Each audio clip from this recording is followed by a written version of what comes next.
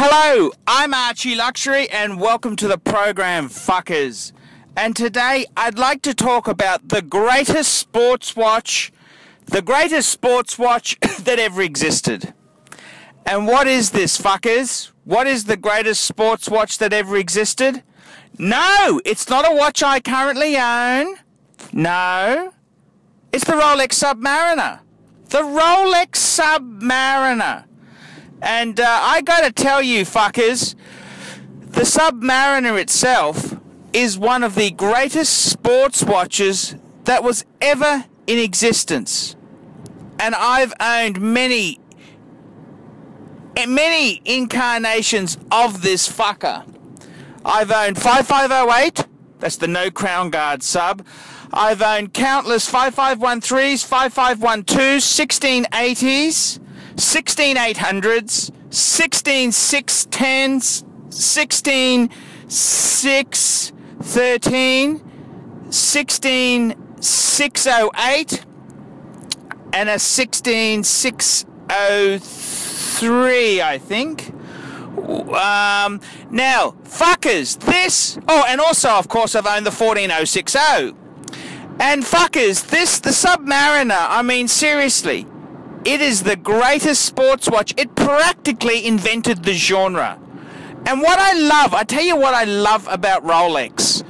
Rolex produces a watch when the fashion is for these little dainty pansy watches. You know what I'm saying?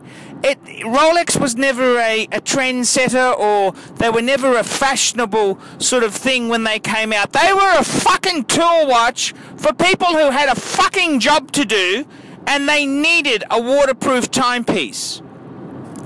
And Rolex's main emphasis from its early days with its first cushion cases was always waterproofness. And this culminated after World War II with the release of the Rolex Submariner. And I gotta tell you, fuckers, the Rolex Submariner, it's changed the face of watches. That is probably the watch which did the most for modern watches. And what I mean by that, fuckers, is, you think about it, the Rolex Submariner, it invented the sports watch genre. This is when, you know, people would buy this type of watch to use, they would buy this watch to use for water sports. And, I mean, James Bond wore one. How fucking cool is that? And it really shattered the illusion of the dainty ultra slim watch, the big chunky diving watch. And I've got a lot of respect for Submariners. And I gotta tell you, you know, the Steel Sub, one of the best buys, bang per buck buys, my good friend Greg Kinder, that's actually the video footage of the no date. He bought a no date Sapphire, so this is a 14060, and this is the pre-ceramic, the non-ceramic ones. And they're a great investment. I see these fuckers going through the roof. Highly desirable, highly collectible, just great watches. And I gotta tell you, I love the no date because it harps on back to when I had an Explorer 1. And it uses the same movement as the Explorer 1. And it's just got that beautiful, simple dial. You know, this is the non-chronometer certified dial. And it's just fucking amazing. Just a great, beautiful piece. And, I mean, can you blame someone for wearing it with a suit? Can you honestly blame? It's such a fucking beautiful piece.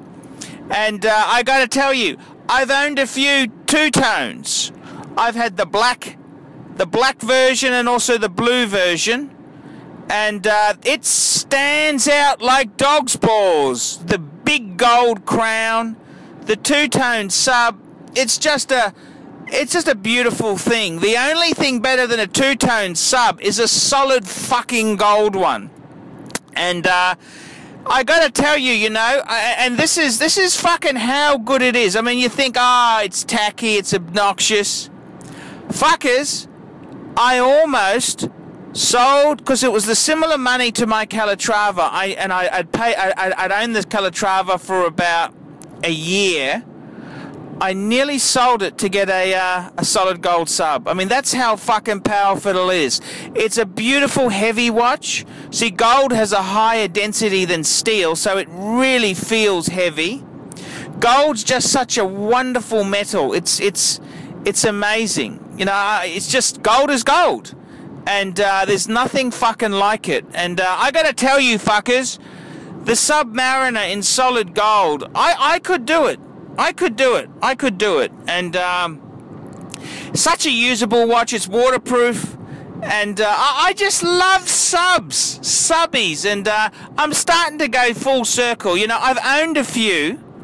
And the problem is, they've really shot up in value. They're not really good bargain buys. You know, if you bought a sub new, okay, there's always a depreciation hit. But there's a lot worse things you could buy new. And I kind of, you know, that's the thing, the second-hand market, my friend Greg Kinder, I helped negotiate a great price for him, but, I mean, that's $5,500 watch. That's a lot of money for a used no-date sub. But I don't see them becoming cheaper. That's the other side of the coin. They're a great piece. And you buy one from somewhere like Jewelers on Time, you'll always have your money back. And that's all I can say. The Rolex Submariner, the greatest sports watch that ever existed. I'm Archie Luxury. Tell me what you think of the greatest sports watch in existence. See you later, fuckers!